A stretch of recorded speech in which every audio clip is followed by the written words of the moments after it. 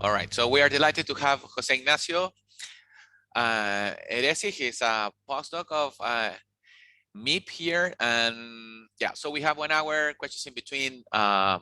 We are really happy to have you here, and well, here, and it's you know, we haven't been on campus, but yeah, so this is a online welcome, and yeah, we hope to meet in person soon. So the floor is all yours. You have 1 hour, questions in between. Thanks for coming. Yeah, thanks everyone for coming to this presentation. I will be presenting joint work with Xavier Lambin, who's at ESSEC in France. So the name of the presentation is Coalition Loyalty Programs and Consumer Search, and feel free to ask questions. So, this work is ongoing, so there's still a lot of things to do, so any comment is welcome. As we will see, there are many things to do with what we're thinking, so yeah, feel free to ask. So let me just start by defining what is a coalition loyalty program. So basically, it's a program with different firms that allows consumers to collect points and to redeem these points in different firms or merchants that are affiliated to this network.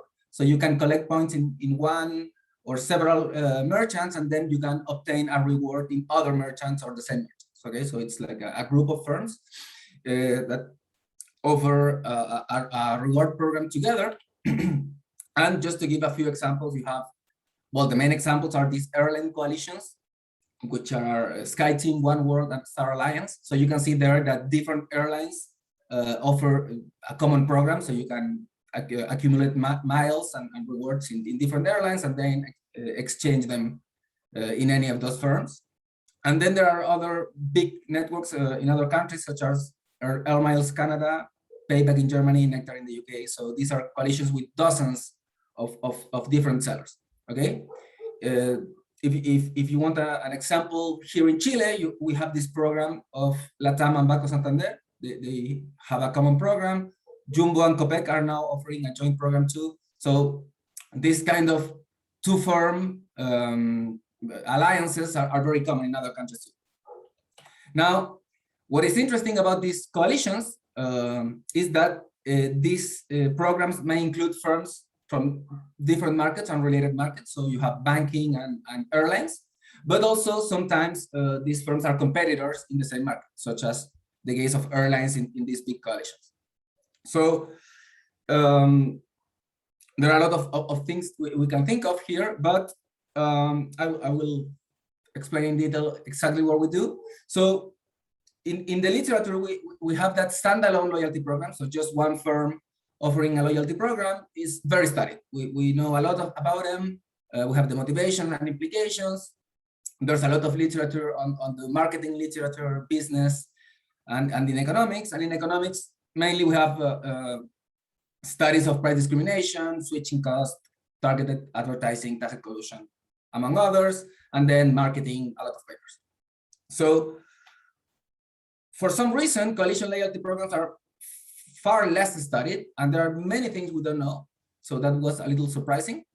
So there are a lot of issues here. It's not clear how they design the program, what is the optimal way, for example, to offer points or rewards to consumers. It's not clear what are the benefits for every participant of the program, how they share the cost within these programs, whether there are spillover effects. There's one paper on this, but it's not very conclusive. So there's a lot of things we don't know. And also regarding the competitive effects from these programs, as I mentioned, these programs include firms from the same market sometimes, or from unrelated markets. So there are a lot of things we don't know. And in this work, we basically provide a new framework to study to understand these CLPs. So basically, we will show that different firms sharing a coalition loyalty program is going to change the order in which consumers search for products. And this change in the order in which consumers search for products is going to generate some distortions in their purchasing process, and it's going to also generate difference in pricing and in the basically strategies of firms.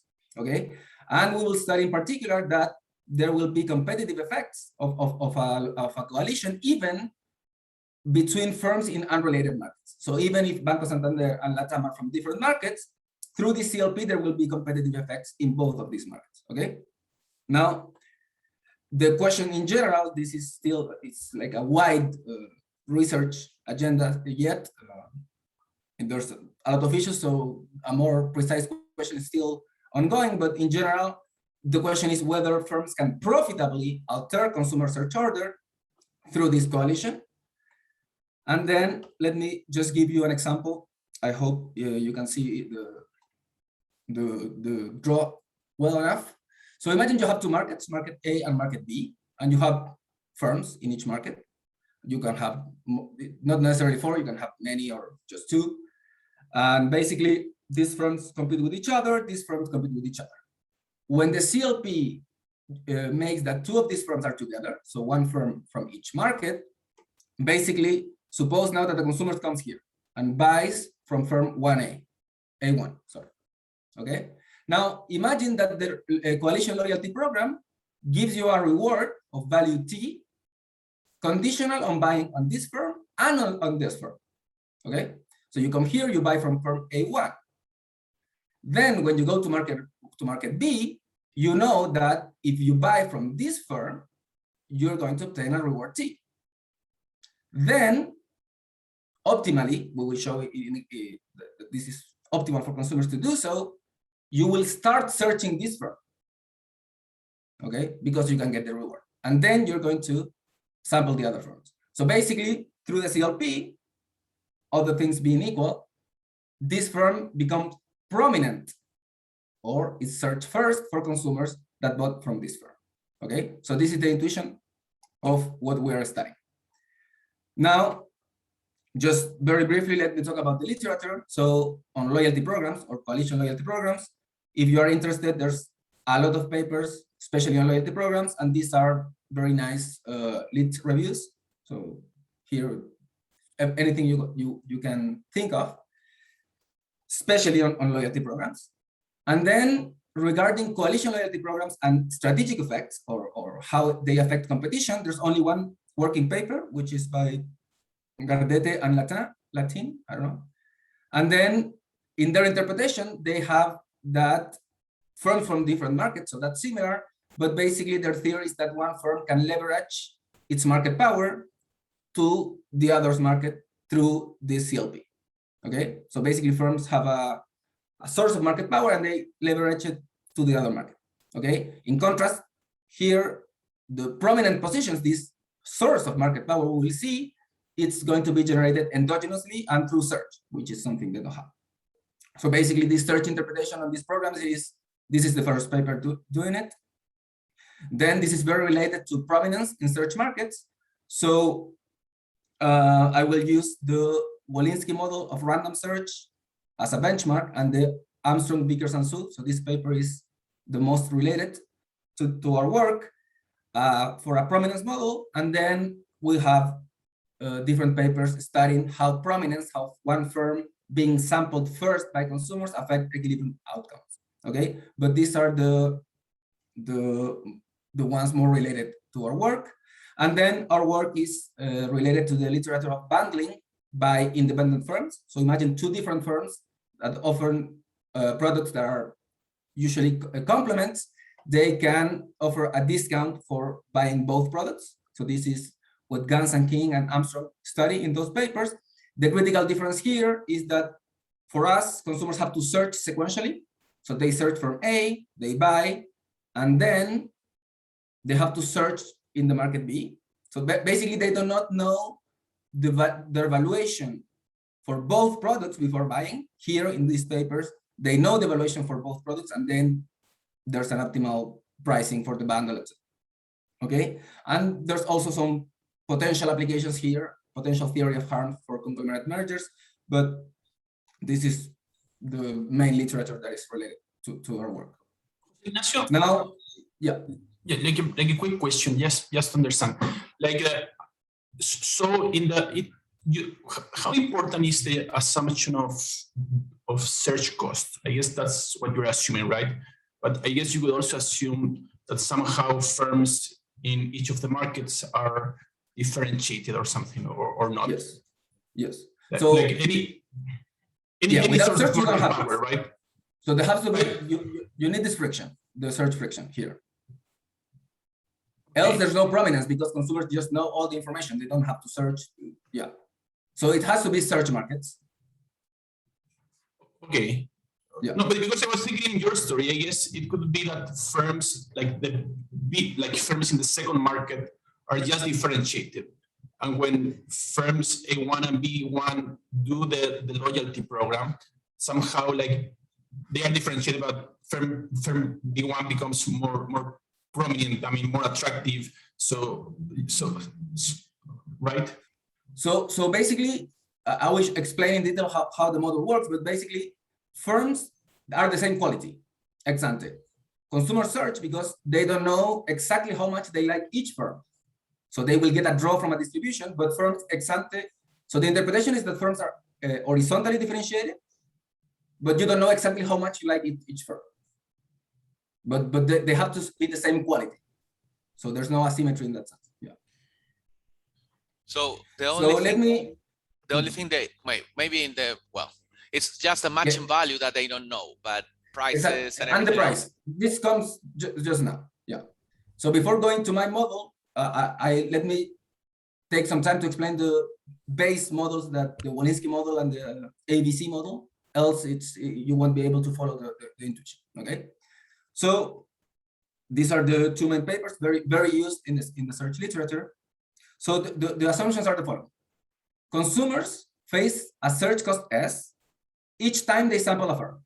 So this can be as time cost or an effort cost.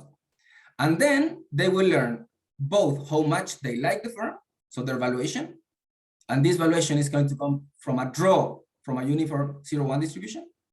So in Walensky, you don't need this assumption. In here, you already need this assumption, else it would be, I don't know if it's even tractable, and for us, it's even more important, okay? And also you learn the firm's price. But the interpretation, as I was saying, is that firms are horizontally differentiated ex ante. So I know they're different, that I will like the products differently, but ex ante all looks the same. Okay, so I go to one firm, I get a draw from this distribution, I learn the price. And then I have to decide whether I keep searching or not, as I will explain in the next slide. And it's important that consumers have rational expectations about the equilibrium prices. And in the search process, is with perfect recall, as we said, with basically they can come back whenever they want to a previously sampled firm. Okay, so when search is random, this is the Walensky model, and when one firm is prominent and is sampled first, for example, because it's physically first and then all the rest, this is the Armstrong, Vickers, and Su model. Okay. Now let me explain how the search works. So basically, you have a consumer come to the market. There's any number of firms, okay, with no special order, and they go to a firm randomly. Okay, so they choose, for example, firm I.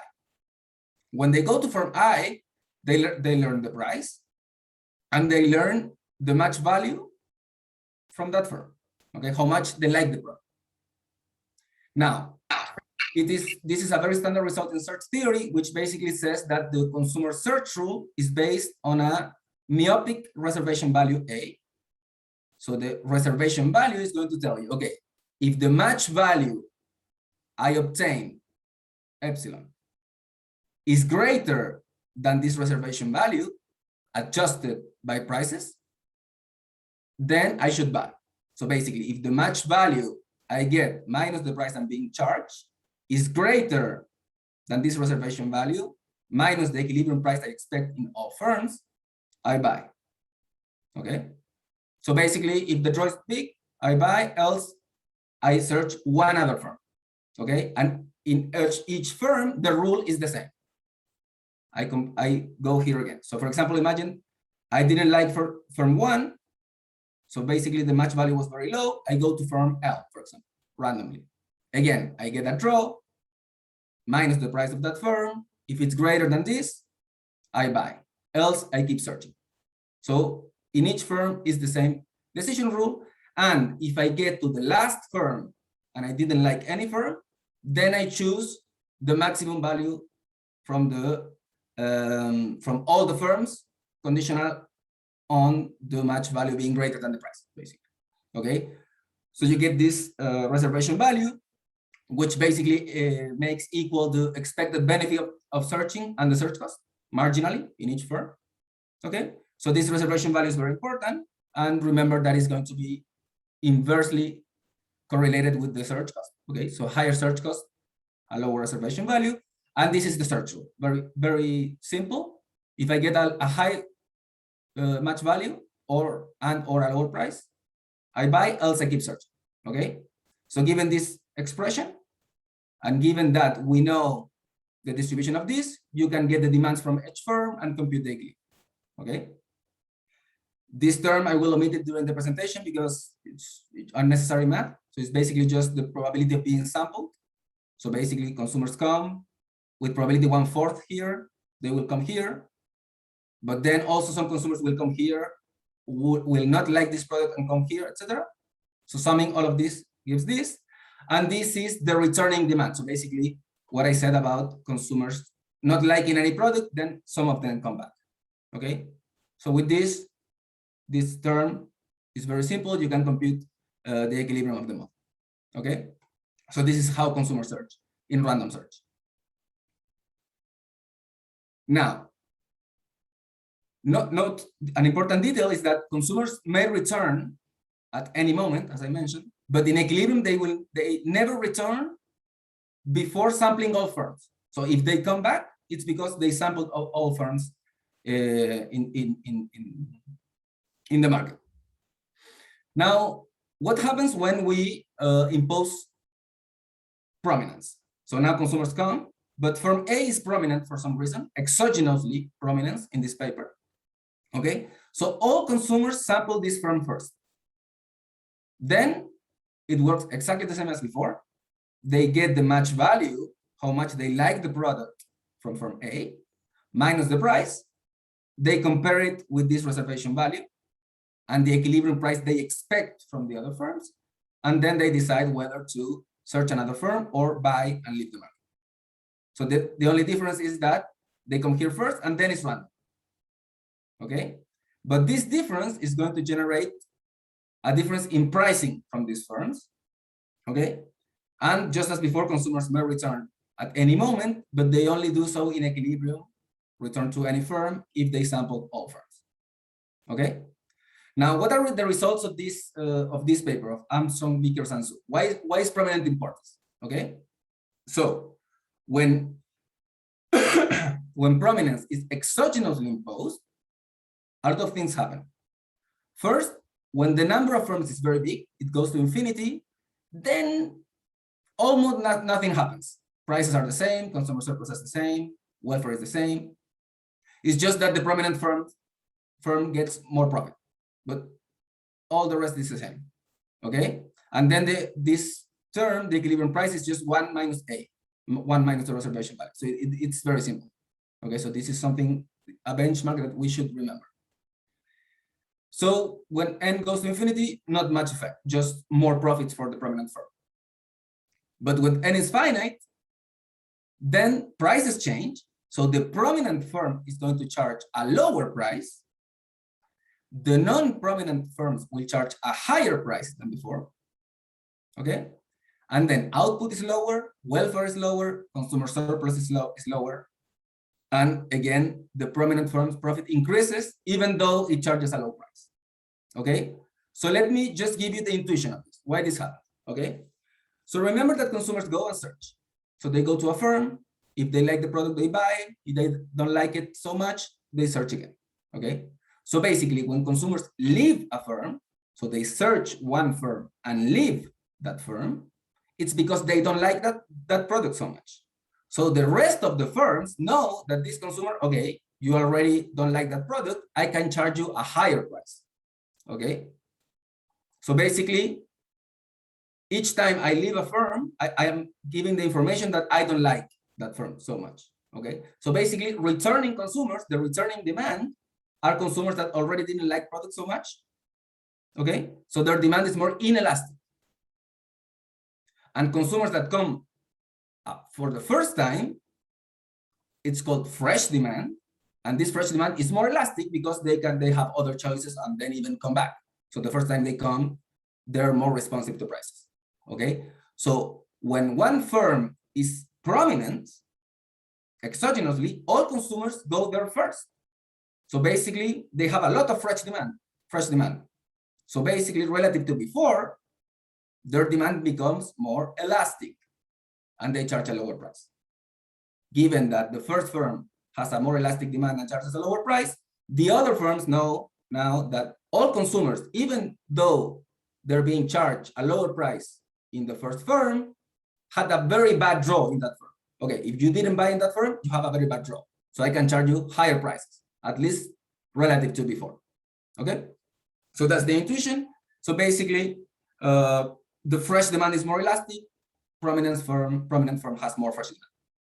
Okay, so the first firm has lower prices, the rest has higher prices, and this in equilibrium is going to make that consumers search too little because the price of the first firm is too low, and also the higher price of the other firms has a bigger effect than the lower price in the first firm. So output at the end of the day, the total output is also low. That's why prominence basically is bad for the market. Good for the firm, but bad for the market and bad for consumers. Okay. So what are we thinking with the coalition loyalty program coming back? So both firms are random search initially. If the coalition is going to generate a prominent position, it's going to generate a distortion that is bad for consumers.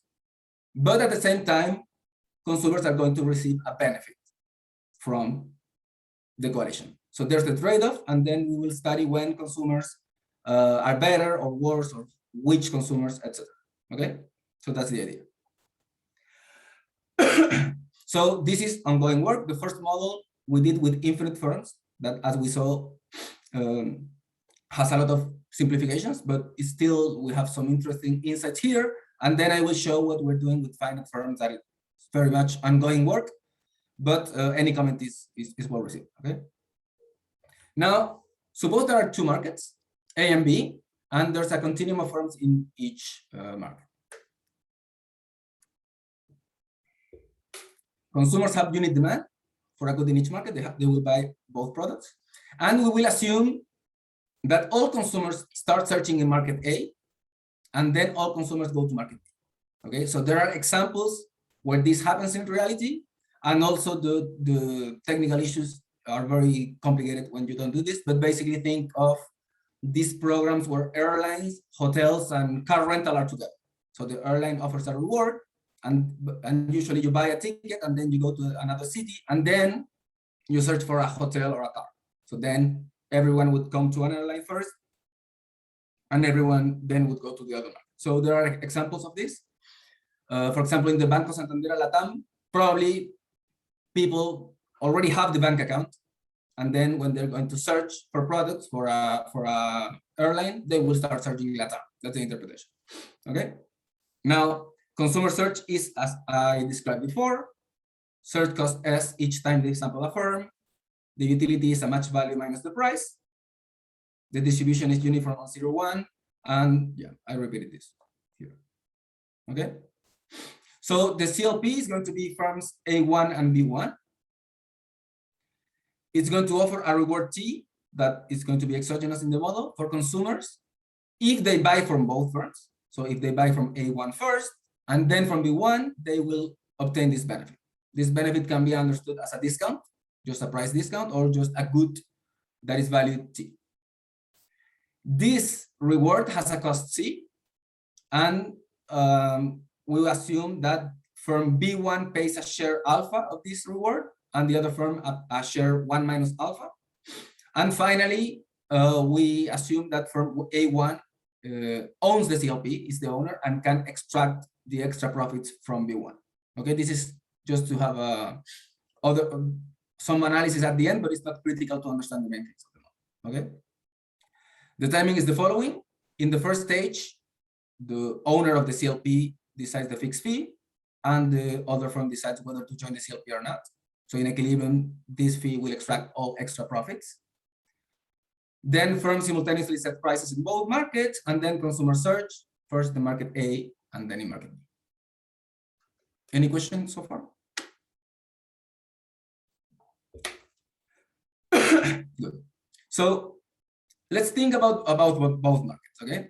So in market A, when consumers buy from this firm A1, from the first firm in the coalition, they obtain what is called what we call an expected reward, okay? Because this reward, they will obtain it if in the next market, when they search, they like that product enough so they get the reward. Because there's always the possibility that in the next market, I go to that firm and I really dislike the product, I won't buy there, so that I won't obtain a reward, okay? So basically in market A, if they buy from this firm, they obtain an expected reward, the possibility of obtaining a reward in the future. In market B, if consumers already bought from A1, they directly obtain a reward T if they buy from B1, okay? So the shifts in demand are different for each firm, okay?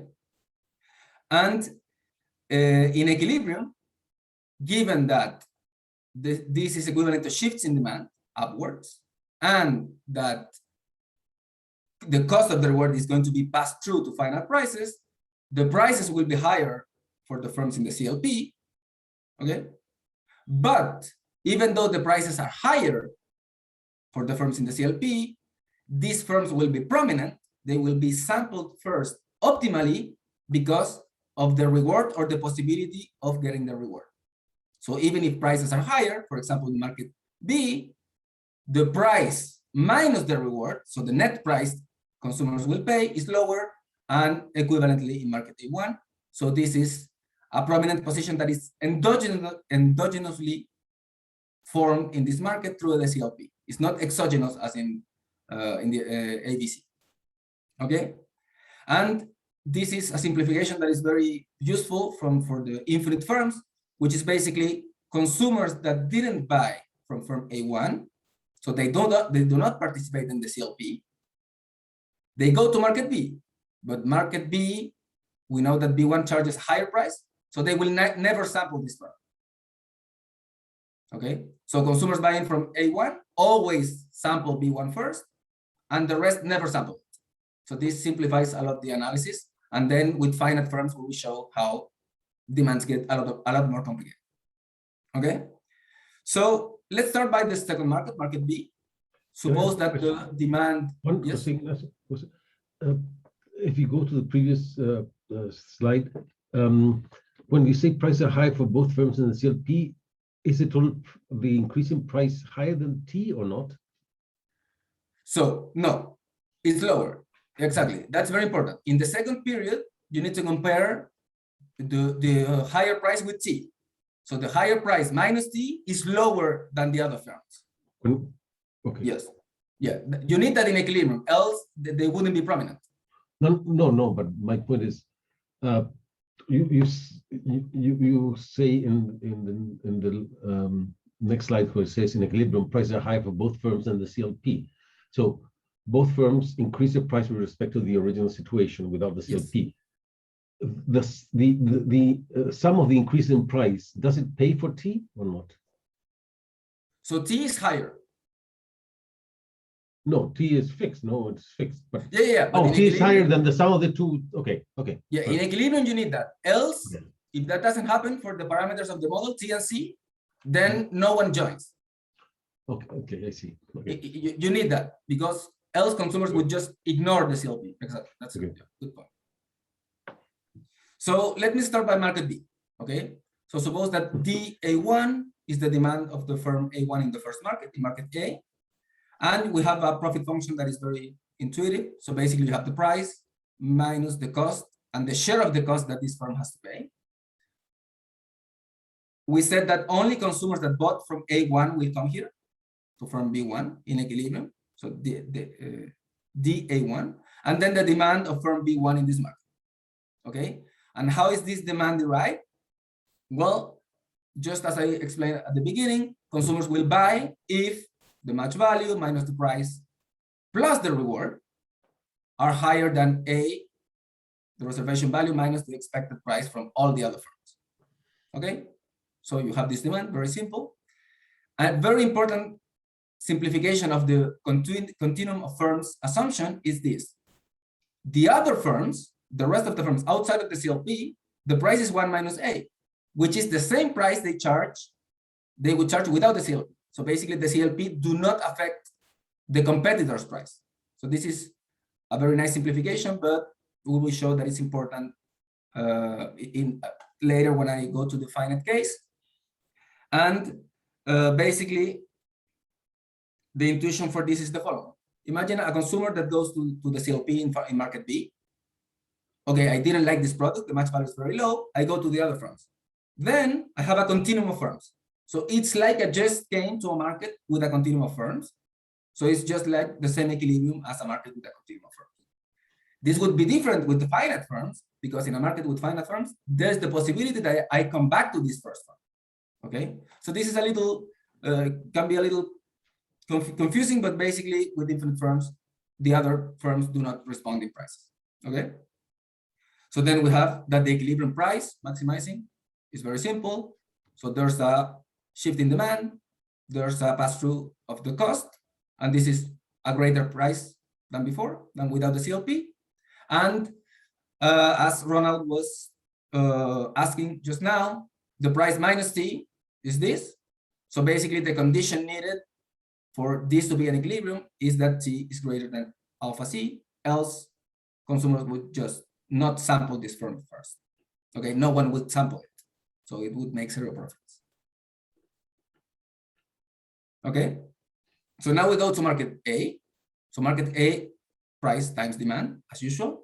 And the cost is just the share of the cost of this firm, 1 minus alpha, times the cost, times the number of consumers buying from this firm in this market, times the number of consumers that will actually buy and use the reward in the next market. So note that some consumers will buy from firm A1, but then will not like enough the product of B1 and will not buy that firm. Okay, so those consumers will be always worse with the CLP. Okay, they pay the higher price here, and then they will not use the reward. Okay, so this is the profit function. Very similarly as before, the same rule, very simple. If the batch value minus the price plus the expected reward now is greater than this reservation utility, you buy, else you keep searching, you can derive the demand. And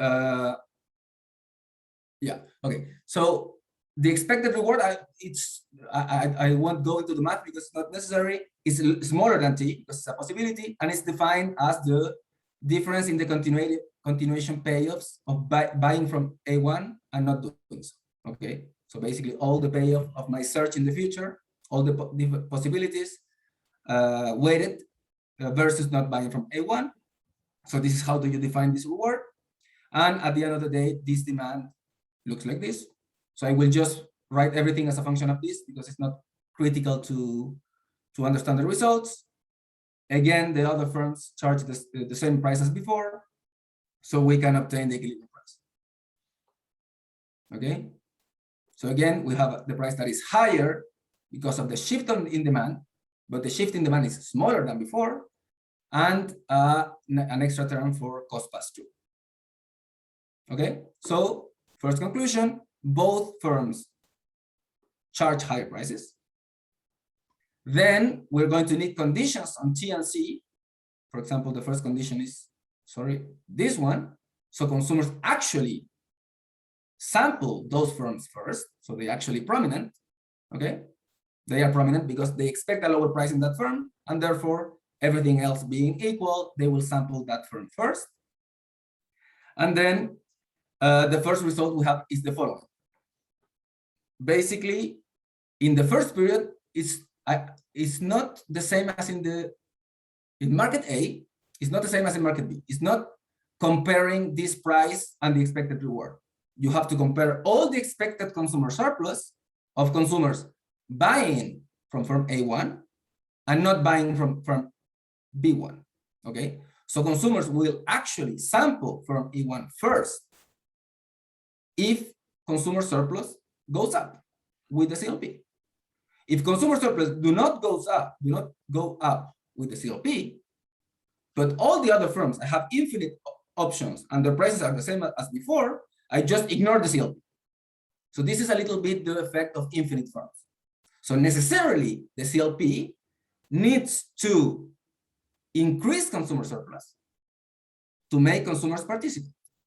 And then given that they participate, it's because firm A1 gives a benefit that makes it prominent, and then firm B1 is prominent for firms that bought from E1, okay?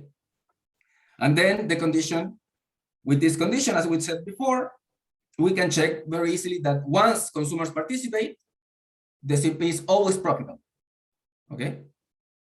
So then put everything together, we have the following. So this is the main result. If the cost is not too high, the CLP is profitable if and only if it increases consumer surplus.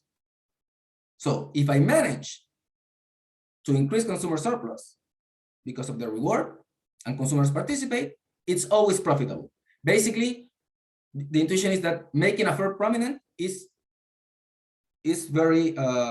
profitable because it goes from random search to prominent search, then that firm makes more profit, okay? But the cost of this is the pass-through of firms, okay? If the cost is too high, the pass-through effect is too big. So prices increase too much. The first firm cannot control that the prices increase too much. And therefore, then consumers do not participate, okay? So in other words, profitability and consumer surplus going up go always hand by hand, or in math words, basically there's a threshold, okay? So for any value of T higher than that threshold, everyone is happy. The CLP is profitable and it increases consumer surplus, okay? And this threshold depends logically on C, A, and alpha. Logically, if C goes up, you need a higher T. And the effect of the search cost is also interesting. The higher the search cost, the lower is A. So basically the value of prominence, your prominent position is more profitable if the search cost is high, because consumers go to you first and then they don't want to leave because the search cost is too high. Okay, so overall, this gives a very positive result that if we are observing the CLP in equilibrium, it is profitable and it increases consumer surplus. Okay, José, and as a small corollary, yeah. When you say profitable, you mean profitable for both, not that the sum of the utilities is what do you mean profit? Yeah, I wasn't clear. So it's profitable. So firm A1 extract all profits. I see. And the first firm is the same as before. Yeah. Yeah. Okay. And as a corollary, which is something that people usually check, is the case when T is equal to C. So basically when the reward is just cash discount, just a discount. So the cost is just the money you're not receiving. And in this case, the CLP is never profitable. So this is a big difference with the Gardete and Latin paper. They find a mechanism that even here, the CLP is profitable. So then you would argue, you would always do that. So yeah, it's because the profitability in reality of these programs is discussed, not always is so clear, okay? But for us, I think this is an intuitive result, and the CLP is never profitable. You cannot create profit from nothing. If you do not create value, so T greater than C, you're not going to increase your profits. So that's the intuition. Now, I don't know how much time we will have for the second part, but let me just say why the infinite firms case is nice, allows us to understand the effects at play. So for example, how the demand shifts because of this, how the cost is passed through to final prices, and how the endogenous position is created in an unrelated market. So that this is very useful in this model, but competitors do not increase prices. And we will see now that they will. Therefore, And also, if there are infinite firms and consumers do not use the CLP, they still have infinite firms. So their utility is not going to be affected. They have a full market to sample.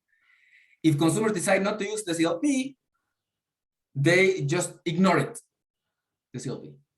In a case with finite firms, if consumers initially ignore the CLP, at some point it may be the case that they need to go to the CLP anyways. So demands are quite different.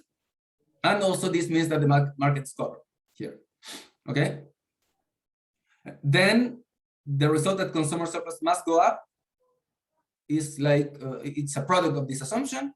And we will see that this is not the case when n is finite, because the other firms will increase their price. So even though consumers decide to join the CLP, they may be overall worse because the other firms increase their price, okay?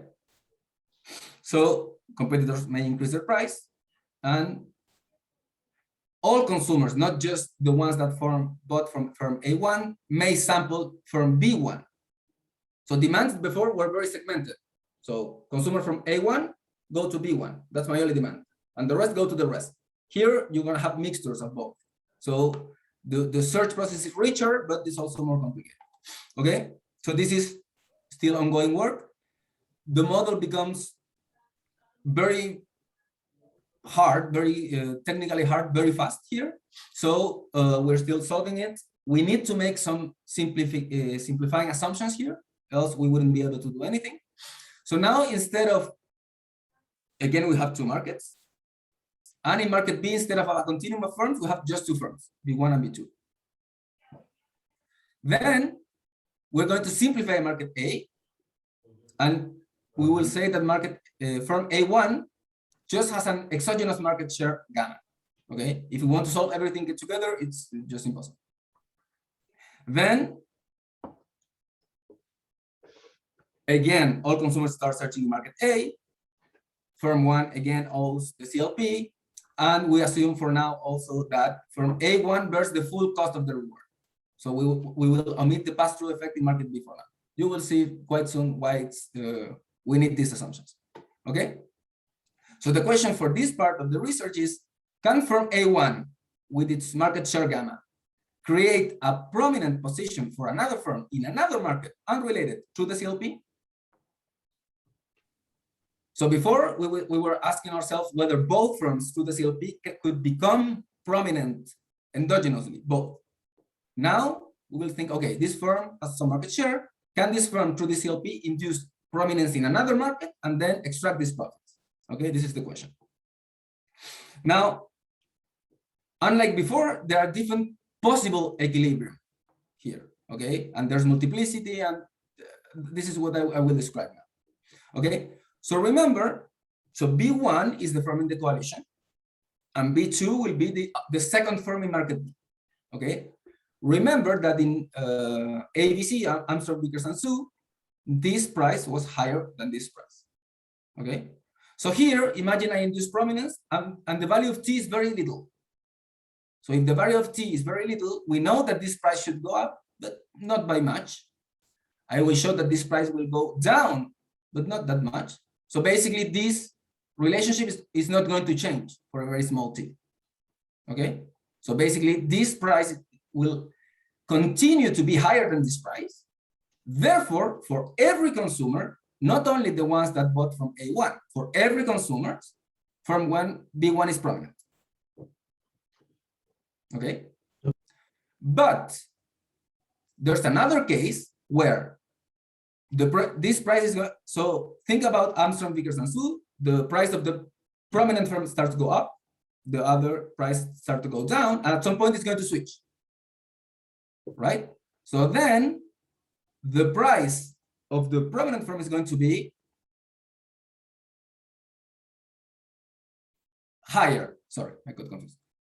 Higher than before. Okay, but and related to the question from before, the price minus the reward, minus the discount is, so this is a mistake, it's lower, sorry. It should be read lower. Then, given this, consumers that did not buy from A1 will not sample this firm first. So the other firm is prominent for those consumers. But given this, the firm in the CLP is prominent for consumers that bought from the CLP. So basically, consumers, there's endogenous prominence, but not for every consumer. Okay, so this is, I think it's quite new in the search literature. So prominence is endogenous, but also different firms are prominent for different consumers. Okay, and finally, technically, there is also an equilibrium where every consumer would like to sample the other firm first. But I will not discuss this case because I think this is a construct of the exogenous T. Probably it's not profitable ever. So we're focusing on these two cases, but this is something we're still working on. Okay, so let me talk about these two cases. José, may I ask a question? When you're talking about these two cases, this case, the equilibrium in the second market, having that relationship, is it exogenous or is it endogenous? No.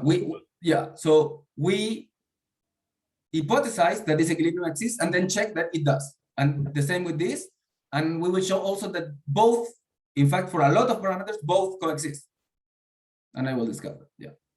So I won't go into every detail because it becomes very messy, all the model.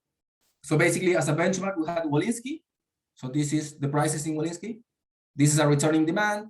This is a function of the price. In A, so symmetric. In Armstrong, Vickers, and Su, you have two prices, these two. So basically, returning demands, function of prices. But the main intuition is that this one. The price of ABC of the prominent firm is lower than the price in Walensky and is higher than the price of the non-prominent firm. Okay. So in contrast, just to make the contrast with the ABC, in our case, we have this. So the red terms are the extra terms from us to them. Okay. Here we got this, to characterize this system, it's already not so easy in the paper. In fact, the proofs are because they are, I don't know, they just always find a trick that is very elegant to prove the things, but there are many things that they don't compute directly. Okay, and here it becomes more complicated already. And in the case 2 that I will not show because it's just too much algebra, it's even uglier. But we are characterizing this. It's going to take time to make all the proofs and everything, but we have some preliminary results from simulations. Okay, so here are the simulated prices of our model. So here is the price of ABC, the price of the non-prominent firm, the price of the prominent firm, and the price of Walensky. So as I was telling before, with the CLP, as gamma T increases, the price of the prominent firm starts to go up. The other price starts to go down up until here. Of course, for higher levels of this equilibrium already doesn't exist because by definition of this equilibrium, this firm must be prominent. And for this firm to be prominent, you need this price to be lower. Okay, so there's some thresholds here. Then this price becomes higher than Walensky and then up to this point. So this is case 1. And if gamma T is higher than this, then you don't have case 1. Okay, so here we can see the different cases as a function of gamma and T. I will show you. So if the first firm is small, the firm in the first market, we have multiplicity of equilibrium. And if the firm is large,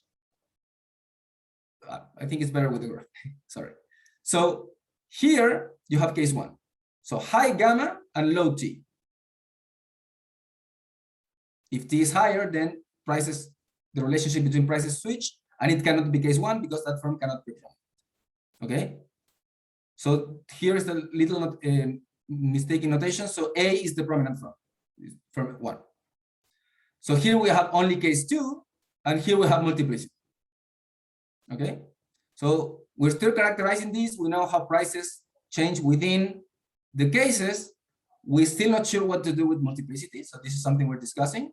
Okay, we're comparing profitability. It's in most of the cases we have studied, it's more profitable when you're prominent for every consumer, which means that it may be the case that even if T is exogenous and for a fixed C, a higher reward is actually bad for firms, for the coalition. Why? Because the shift in demand in the second period is so high that the second firm increases the price too much, basically. Okay, so this is what we're discussing now. It's going to take some time to fully characterize everything, but we can also say things on consumer surplus. Okay, before you needed consumer surplus to go up, else consumers wouldn't participate. Now think of a very small t.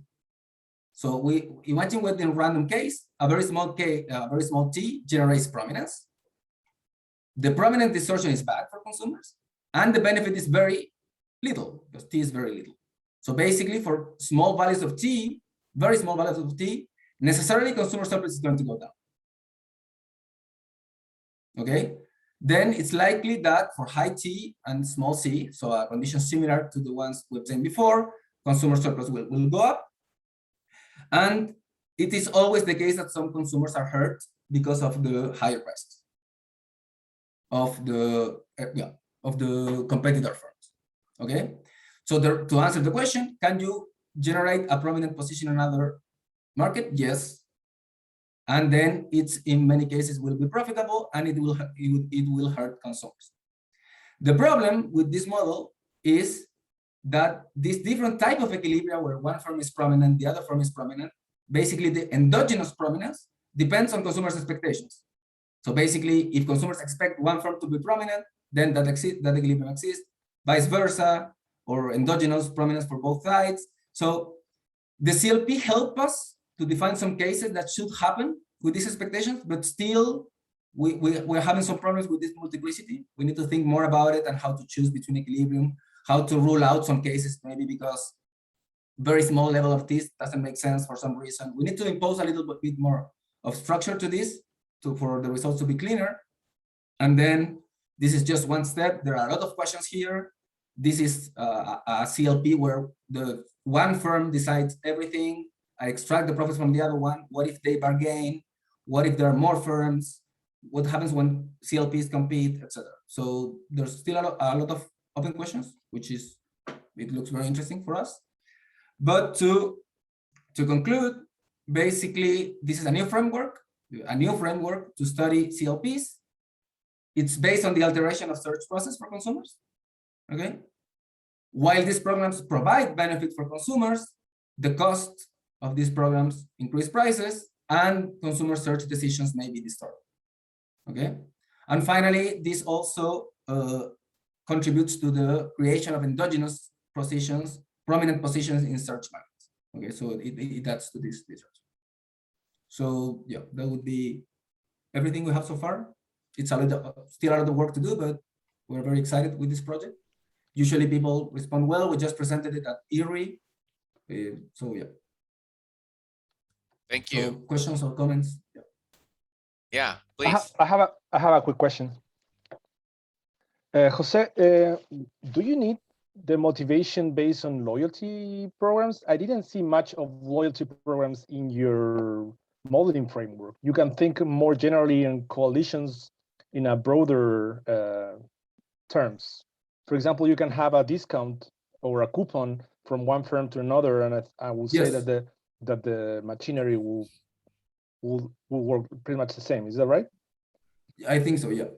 Yeah, you could have a simpler, not a full coalition, but just two firms making this kind of agreements to offer discounts. Yeah. How about this, that it's in the discussion nowadays in Chile, this cooperation somehow between the finance and the retail part from a given organization, this cross discount from credit cards to retailing. Do you think that the same thing will apply? So here, what a critical thing. So we have this discussion with my co-author regarding conglomerate mergers. So he was arguing that. So this is open for discussion. He was arguing that a conglomerate merger would be a special case of our model. I think it's not, because firms here maximize separately. In a conglomerate merger, or in the case you're saying, is the firm, you could think that the same guy is maximizing for both firms. Now, if you think that they're separating the decisions, I think it could be an application to that. but the discount would have to be conditional on buying from the other one. So with the card, I don't know if it's exactly equivalent. I think it would be a case of this that maybe we have to think more about. Yeah, my impression is when you're deciding tactical discounts, they are not fully coordinated. So I will say that. Yeah, me too. So the thing is that with cards, it's a little different, but maybe I would have to think more about it. But I think it might be a special case of this. All right, thanks. Jose, may I ask you a question? It's a question I've asked you before, but it's the one about competition, because it seems there's no barriers to entry here. So it seems natural that if you increase profits by doing these things, other firms will do the same thing. So you'll have lots of CLPs, and it will be interesting to try to think about what the issues are there.